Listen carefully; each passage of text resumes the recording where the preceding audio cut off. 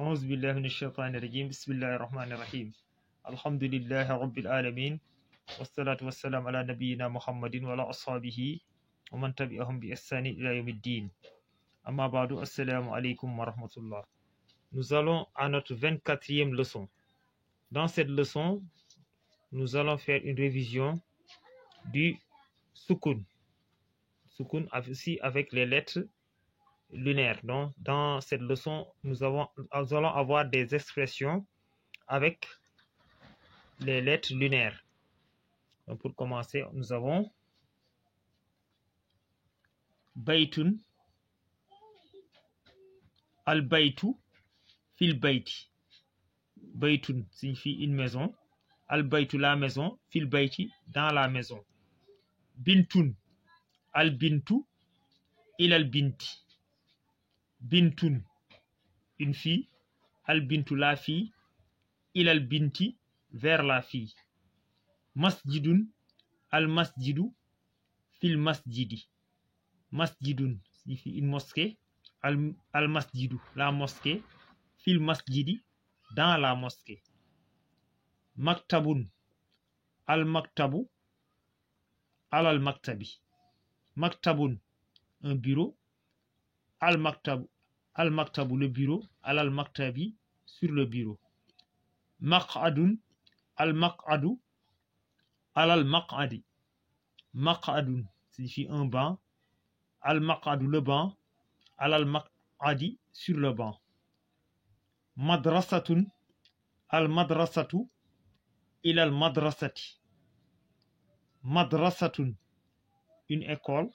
Al-madrasatu, l'école. Ilal madrasati, vers l'école. Mihfazatun, al-mihfazatu, fil mihfazati. Mihfazatun signifie un sac. Al-mihfazatu, le sac. Fil mihfazati, dans le sac. Babun, al-babu, qurbal babi. Babun, une porte. Al-babu, la porte. Qurbal babi, près de la porte. Jarun, al-jaru, ma al-jari. Jarun, un voisin. Al-jaru, le voisin. Ma al-jari, avec le voisin. Mithalun, al-mithalu, wal-mithalu. Mithalun, un exemple. Al-mithalu, l'exemple. Wal-mithalu, et l'exemple. Wa signifie et.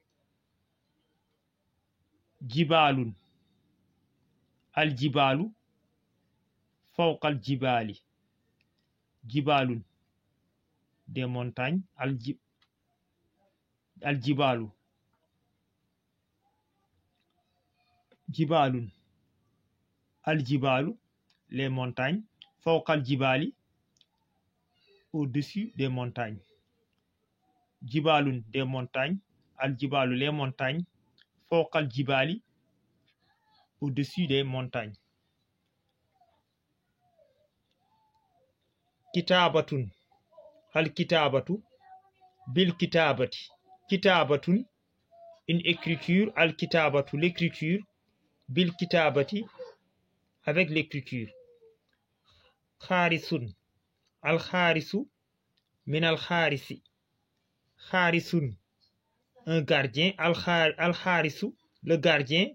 Min al-kharisi, en provenance du gardien. Ba'i'un, al-ba'i'u, min al-ba'i. Ba'i'un, un vendeur. Al-ba'i'u, le vendeur. Min al-ba'i, en provenance du vendeur. Jami'atun, al-jami'atu, fil jami'ati. Jami'atun, une université. Al-jami'atu, l'université. Fil jami'ati, dans l'université. Bustanun, al-bustanu, ilal bustani. Bustanun, un jardin. Al-bustanu, le jardin. Ilal bustani, vers le jardin. Donc, ila signifie vers. Filun, al-filu, alal-fili. Filun, un éléphant. Al-filu, l'éléphant. alal fili sur l'éléphant iidun al iidu fil iidi iidun une fête al iidu la fête fil iidi dans la fête fii donc signifie dans xalibun al xalibu bil xalibi xalibun signifie un lait al xalibu le lait bil xalibi avec du lait qabilatun al qabilatu fil qabilati qabilatun une tribu al qabilatu la tribu fil qabilati dans la tribu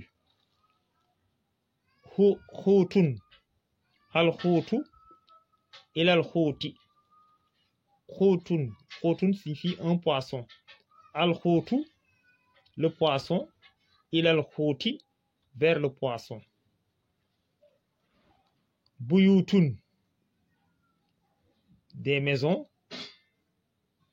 al buyutu les maisons fil buyuti dans les maisons. Donc on peut s'arrêter ici. Donc assalamu alaikum wa rahmatullahi wa barakatuhu.